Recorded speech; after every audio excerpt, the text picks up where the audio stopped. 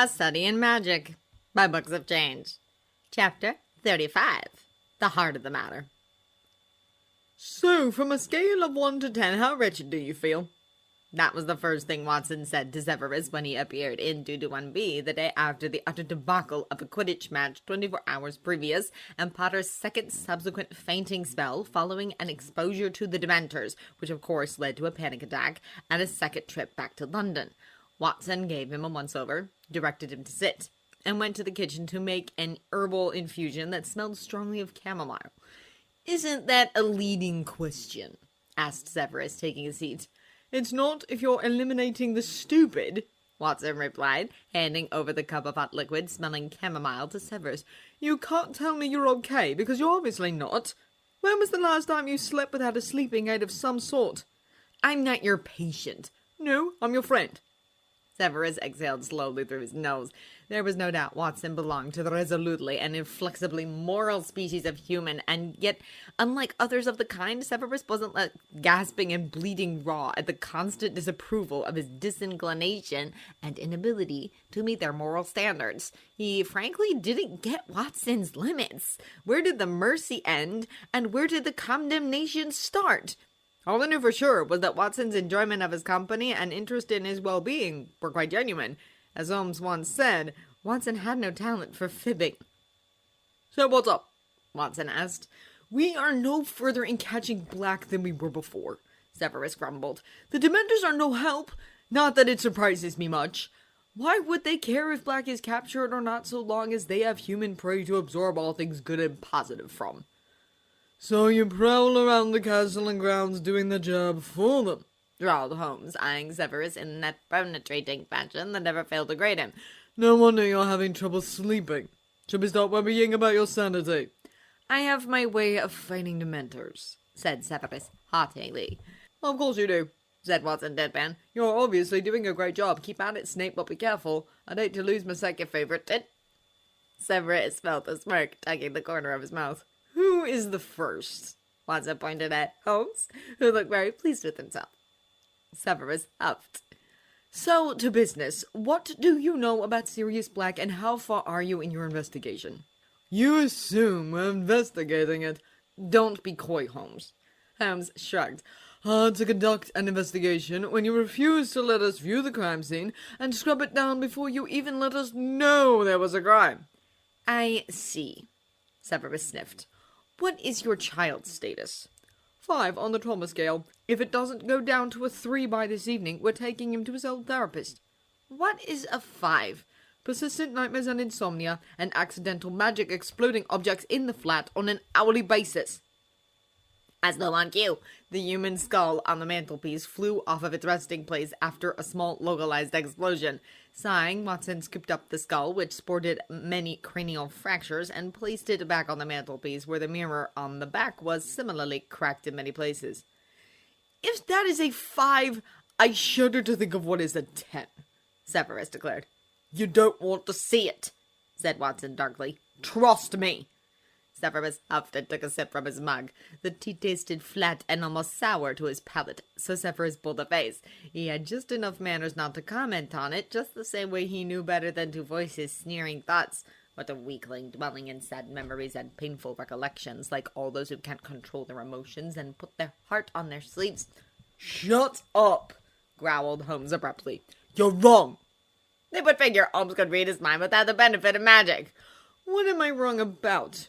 You think Harry is weak, mediocre, and useless, just like his father," Holmes spat. "You're wrong." "Perhaps it is you who are wrong," Snape drawled. "Please," Holmes sneered. "Your puerile attitude towards Harry is pathetically easy to understand. Humans are depressingly visual creatures. Even if your rational mind is whispering the contrary, your eyes tell you the child is the same as the father and recalls all those oh-so-hateful childhood memories. Obvious that you have never overcome this experience are clear from your determination to catch Black and ruin Lupin. It's personal. It's about revenge. Again, obvious. There could be nothing else, not for a bully like you." Severus did his best to hide any reaction against Holmes' cruelly accurate insights. And don't bother to deny it. It takes a truly dedicated sort of malice to make Jacqueline lash out. Now that was an interesting turn of reasoning. Severus admitted that he had no good excuse for his hurtful jabs at Miss Shin, except for the fact her forgiving disposition and shrinking demeanor made her easy prey for his bad moods. At least he thought so until Miss Shin, for the second time, stated that his empathy bordered on mind-reading after he snubbed her explanation of post-traumatic stress disorder, PTSD, yesterday in the staff room. Naturally, Severus used legitimacy to see if she was hinting what he thought she was hinting, or was merely showing a hitherto unknown sarcastic streak. He didn't see any thoughts. Instead, he had a vision of himself staring down a bottomless abyss, in which an unspeakable creature of horror, possessing neither proper form nor substance, writhed out for a second before it retreated back into the darkness. Despite the fact he should have only seen images at most, not at the level of legitimacy he was performing, Severus heard an unholy, inhuman screech echo from the black pit in that vision. Severus left the staff room shortly afterwards, completely shaken. Even now the recollection made him suppress a shudder. What in Merlin's name was that? But now was not the time to ruminate over the matter. "I'm disappointed, Holmes," Severus mocked. "Your reasoning is standing on very shaky ground. Could it be you are losing your touch?" Severus knew he struck hard because Holmes' gaze turned into twin blades of steel. "How old were you when you nosed into Lupin's secret?" asked Holmes in a low, dangerous voice. "How angry were you when Dumbledore decided Lupin's education and well-being was more important than your continued existence?" Severus said nothing, but couldn't help but glare venomously at Holmes. "You're not a subtle man, Snape," Holmes continued relentlessly, his voice like a knife wrapped in velvet. "Even children can tell you have a grudge against Lupin. You tried your best to get back at James Potter, and eventually you noticed a suspicious pattern in one of his friends. You investigated and eventually encountered. Did someone give you a hint? Yes, someone did. Did he suggest to you where to look and when? Was that incident how James Potter ended up saving your life? Are you even now convinced Lupin was in the scheme? Doesn't matter either way, does it? I'd rather be surprised if you don't see the memory of the incident flashing before your eyes whenever you get close to the Dementors." "I see why Watson calls you a tit," Severus spat. "What I do not see is why Watson hasn't severed all ties with you years ago. If this is the way you treat your friends." "Don't presume," Holmes snapped viciously. "I don't have friends. Neither do you." Severus was inching towards his wand when a loud scraping noise interrupted them. Watson was marching towards the exit. At the doorway, Watson stopped and drew several deep breaths, clutching the frame. Watson's entire body was shaking in a deeply alarming way, and the head was bowed. "Right," said Watson in an unsteady voice. "Sherlock, I'm going to assume this is your twisted idea of defending Harry. Snape, for you, I'm going to assume you're at the end of your tether because of the Dementors and what they keep making you remember." Severus held his breath.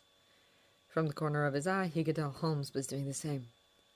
"If—" The tears in Watson's voice were unmistakable now. "If you can't give me evidence for my assumptions, then tell me to leave. I'll make sure I won't bother you again." The silence that followed lay heavily in the flat like so much poison gas. Severus remained frozen where he stood, unable to think of what he ought to do or say. He knew better than to make promises to be nicer. He would make them try to keep them, but break them when the next rage-inducing incident occurred. What was the point, then? Even now he was deriving perverse and sick pleasure at the prospect of Potter returning to a broken home by the end of term. He and nice just didn't mix. The silence stretched. Holmes looked down and worked on his jaw. His full lips were pursed into a thin line. Perhaps it was Severus's imagination, but he looked distinctly pained. "I've overstepped my boundaries. Forgive me," said Holmes, not looking up. Severus realized he was shocked.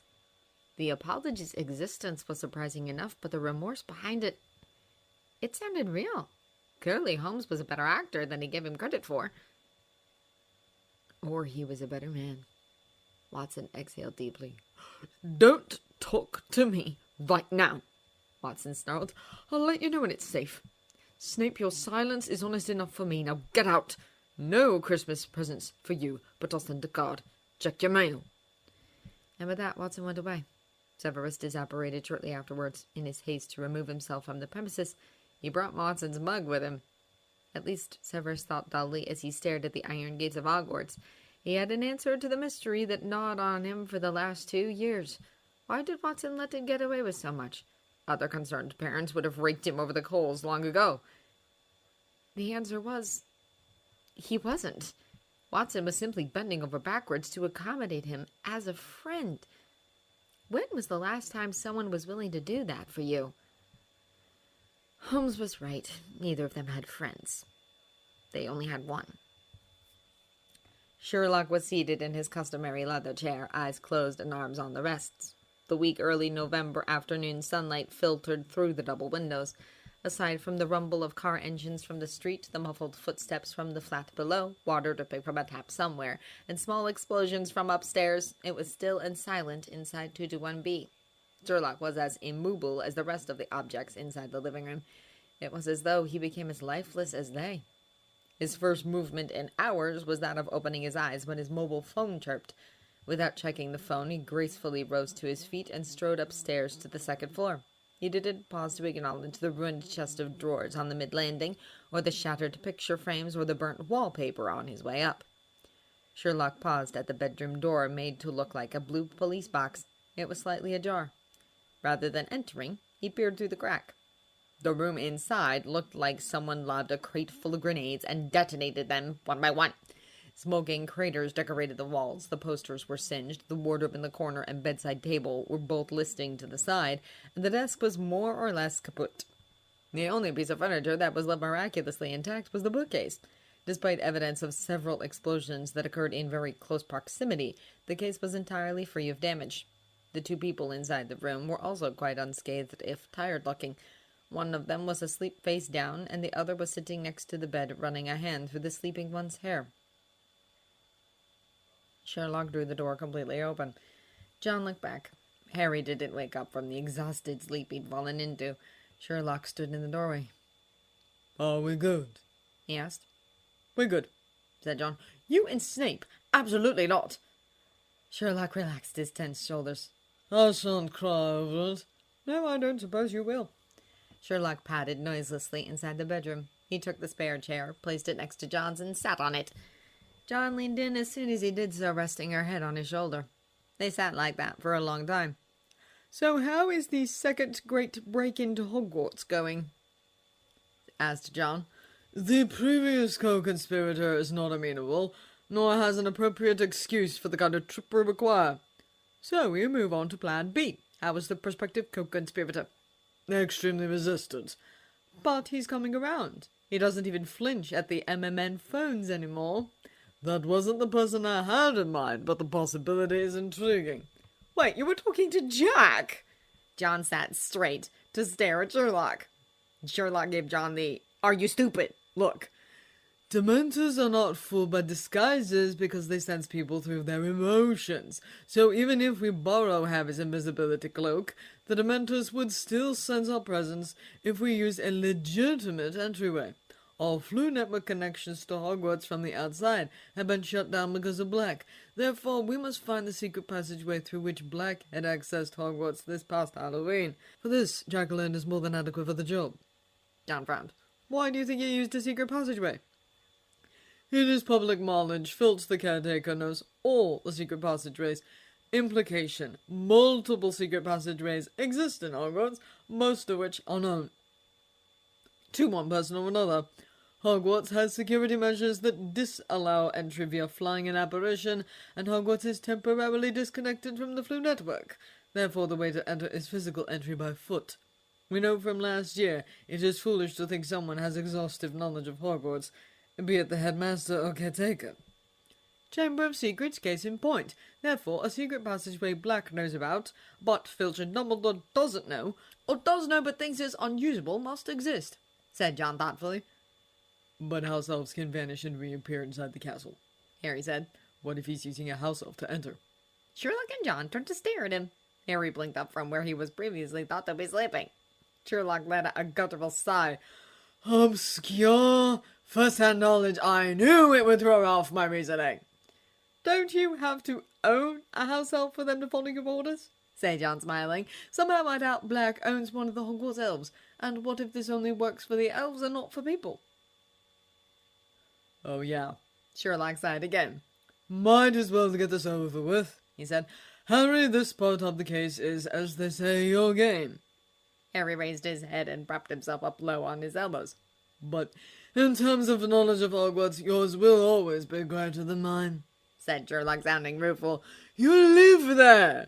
You've walked through the halls, explored the corridors, and spoken with the denizens. You've even made a serviceable map. Moreover, you can ask people who have greater knowledge than you and explore the castle yourself. You just have to realize the possibilities. Can you tell me offhand the persons who may know more about the secret passageways in Hogwarts than Filch? Fred and George, Harry said slowly. The house elves? The ghosts. Precisely! You already know this! It is a matter of using that knowledge, so ask, learn more, work your way through, think! Don't worry about your reasoning, you're quite proficient. I'll review your results as needed. Remember, your purpose is learning everything you can about the layout of Hogwarts and finding ways Black could enter. Harry nodded slowly. He looked so incredibly uncertain, but excited. So excited! But don't go alone, John warned. Just your friends aren't enough, though you definitely want them around. Ask Hagrid to go along with you, or someone else equally suitable. Harry looked up and thought. What about Miss Jackie? Sherlock and John looked at each other in askance. I don't doubt she can develop a handheld weapon of mass destruction given enough time and motivation, but I think you want someone who has a bit more firepower and favorable attitude towards physical activities, said John. Harry tilted his head curiously. Jack thinks exercise is a swear word, John explained. Even hearing it makes her, I quote, want to wash her mouth out with chocolate. Harry chuckled in amusement. But she likes taking long walks with me. Apparently that's not exercise. No, I don't understand it either. Harry laughed. Okay, maybe not Miss Jackie then. I want to, though. She's good at making the ghosts talk. A second Oscult then. Maybe Lupin? He sounds very competent. I'll ask, said Harry, sighing a bit.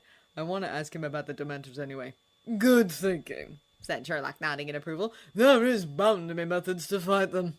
Harry smiled and turned over to lie on his back. John drew the duvet up to his nose. Do I have to go back to Hogwarts? Harry mumbled under the covers. Not today, said John gently. Harry closed his eyes and exhaled in relief. Several hours previous, the Gryffindor House Quidditch team congregated at their house table at around dinner time. All faces, to a person, looked grim. Their fellow Gryffindors and friends from other houses, particularly the younger ones from third year down, looked equally worried. John said they might keep him up to a week, said Ron, clutching his magical mobile phone so hard it was leaving indents on his palms. I'm not surprised, said Fred Weasley grimly. It took him 2 days to recover from one Dementor. This time there were hundreds of them, and he fell from, 50 feet? I thought he died, said Alicia Spinnet, who was shaking. If Dumbledore didn't slow him down before he hit the ground. If the ground weren't so soft, he might have... Hermione made a squeaky noise before trying to speak again. I've never seen Dumbledore so angry, she said in a quaking voice. He was absolutely furious.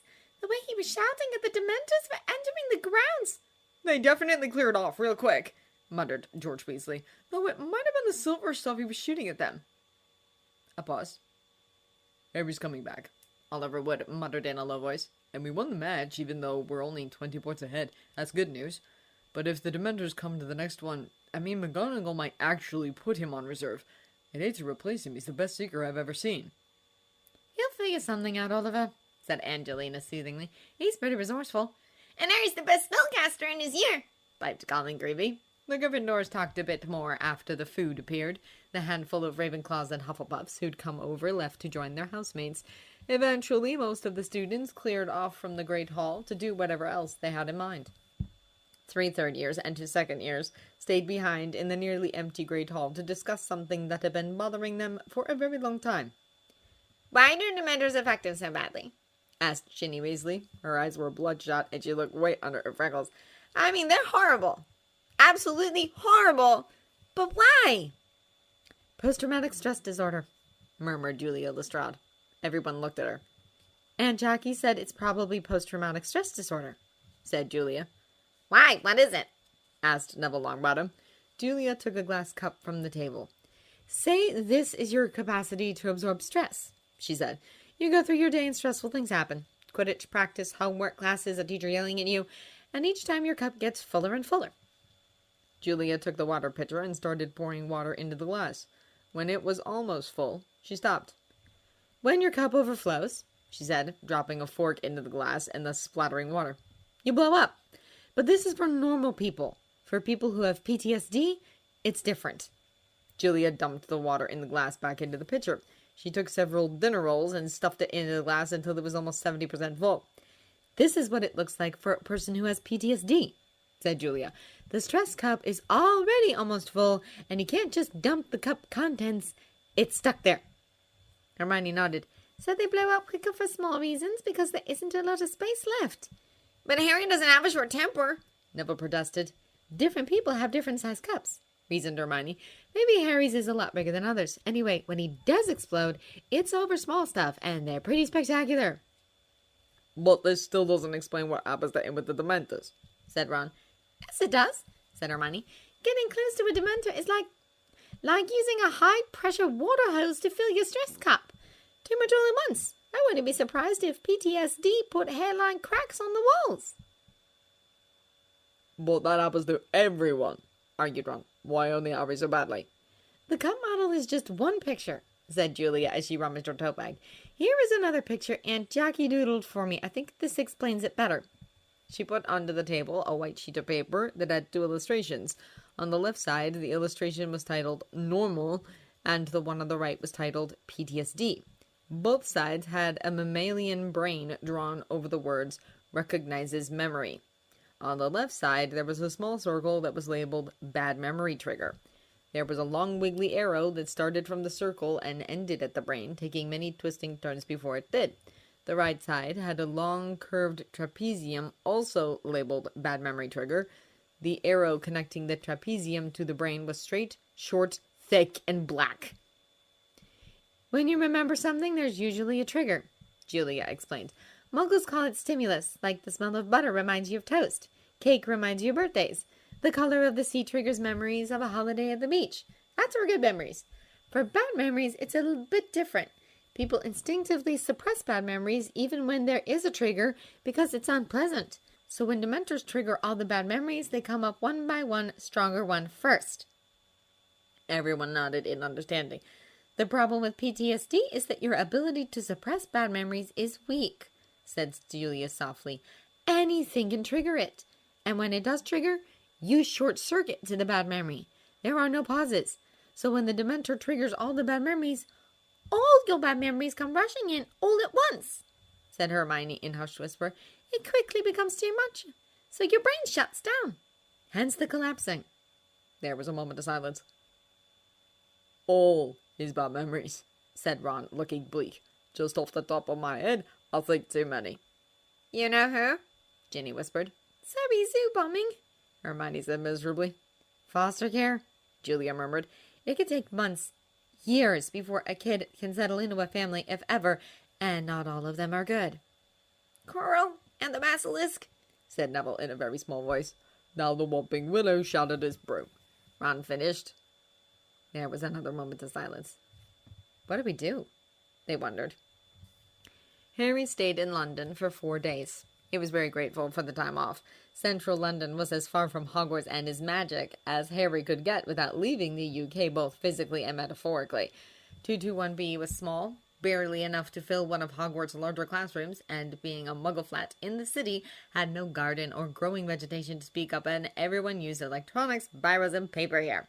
There were only 3 adults around at most, and all of them were muggles, 2 which were John and Sherlock. Harry appreciated the last one the most.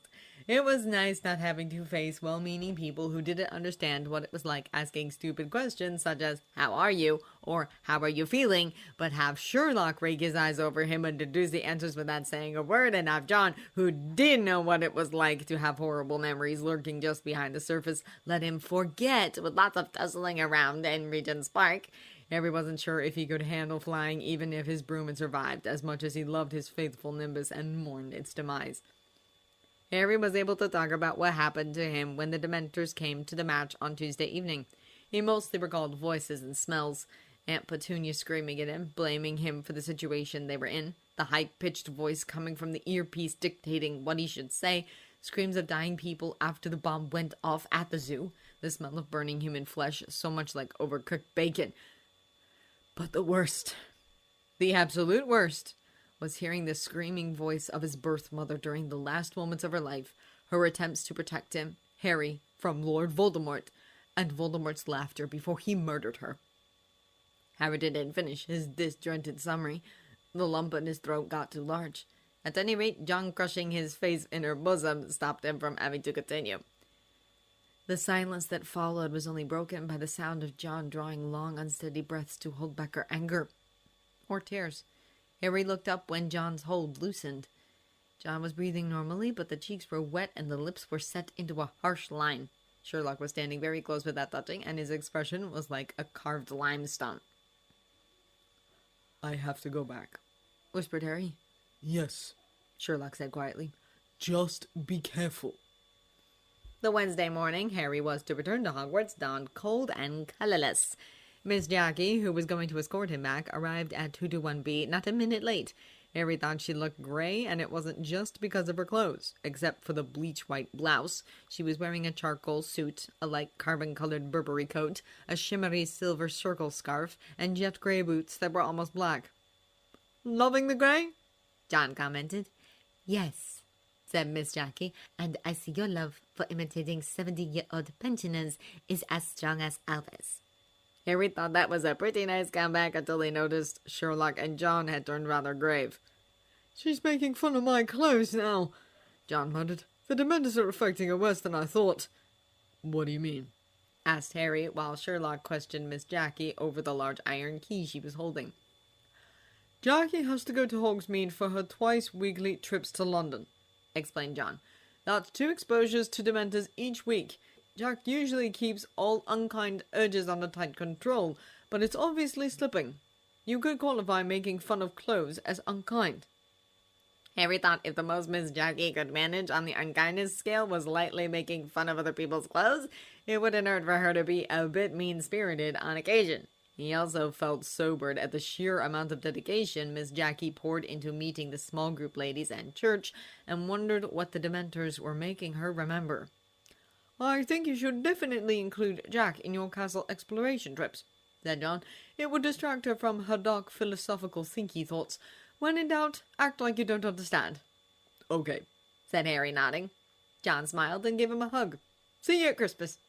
Miss Jackie came over after she was done speaking to Sherlock. Sherlock, of course, just gave Harry a nod instead of any visible, audible farewells, but that was very normal.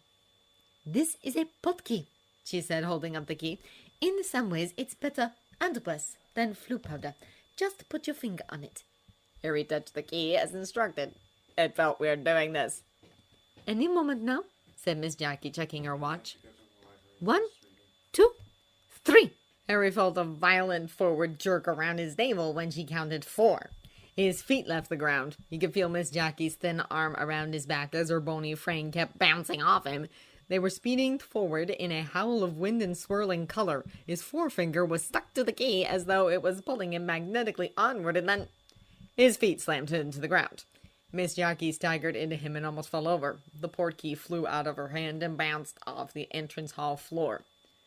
Why does magical transport have to be so uncomfortable? Harry complained as he helped Miss Jackie regain her balance. To discourage us from traveling, Miss Jackie grumbled. She then stumbled over and picked up the key. Once Miss Jackie gathered her bearings, they entered the great hall together. The noise and bustle of the main school ceased for a moment as all eyes turned to Harry in shock. All except Malfoy, who started to do a spirited imitation of Harry falling off his broom at the Slytherin table, inciting a roar of laughter from his fellows. Harry was honestly expecting something worse, but then he went to primary school where the mean kids used to make sport of holding down their victims, pulling off their trousers and pants, and posting the photos of the poor victims in their skivvies from ways down on Facebook. He supposed he should be grateful Malfoy and the rest of his Slytherin lax imagination, but it still greeted him. "Hey, Potter!" shrieked Pansy Parkinson, a Slytherin girl with a face like a bug.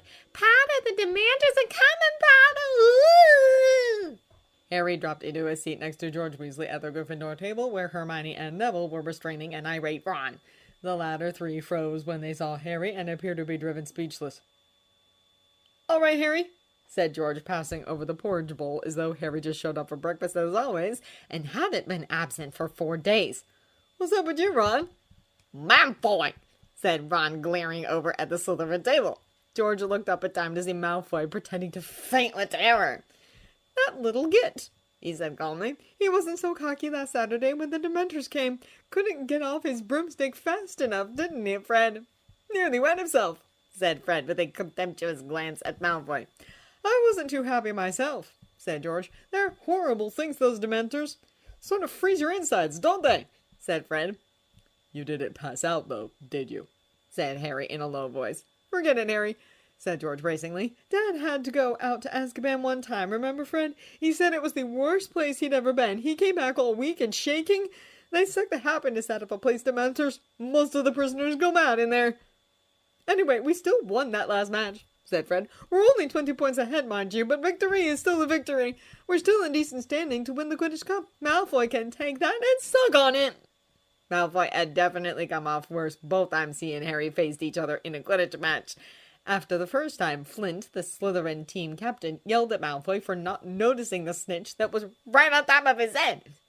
The second time, and more recently, Harry beat him in the race after the snitch, despite having a head start and a better broom. Feeling more cheerful, Harry helped himself to eggs and fried tomatoes. "You're looking a lot better," said Ron, watching Harry closely. "Did Sherlock find anything new?" Harry told Ron, Neville, and Hermione about his plan to explore the castle and find ways Black could have entered Hogwarts, a secret passageway most likely. George and Fred listened in, looking very interested. "You're not worried about figuring out why Black wants to enter the castle anymore?" asked Hermione, peering anxiously into his face. "Sherlock is taking care of that," said Harry. "This is something he can't do. We're going to share notes as we go." Ron nodded. "True enough. But how are we going to do it? I don't think the teachers are going to be keen about us wandering around the castle on our own." "Yes, it might be dangerous," said Hermione, exchanging a look with Ron. "Listen, Harry, we've been thinking." Harry could tell they had rehearsed the conversation to follow while he had been away. He wasn't sure if he wanted to hear it. "I'm going to ask Hagrid if he can accompany us," said Harry before Hermione could continue. "Oh, great idea," said Hermione, her obvious relief overruling any annoyance over his interruption. "Anyone will think twice before they go after Hagrid." "But it's safe than sorry and all that," Ron quickly agreed. "And the faster we solve the Black situation, the better," said Harry as he attacked his fried tomatoes. "Once we figure out how he might have got in, we can tell Dumbledore. If we're lucky, Black might get cocky and use it again. The Dementors won't have a reason to stay here once they've got him. Good riddance to both." Everyone nodded fervently. Fred and George in particular looked very keen. Julia came over from the Hufflepuff table. "Had a nice break, Harry? Lots of beauty sleep?" she asked, sitting down next to Neville. "Yes, I feel very beautiful right now," Harry replied. Julia smiled. "I did think your skin was glowy." Ron snickered. 3 months! And even knowing where he is headed, you still can't find him! What kind of idiots are you? Sherlock ranted as he paced furiously inside Lestrad's office. Lestrade gave John a pleading look. "Sorry he used up his maturity quota for the week," said John ruefully. "Better luck next time."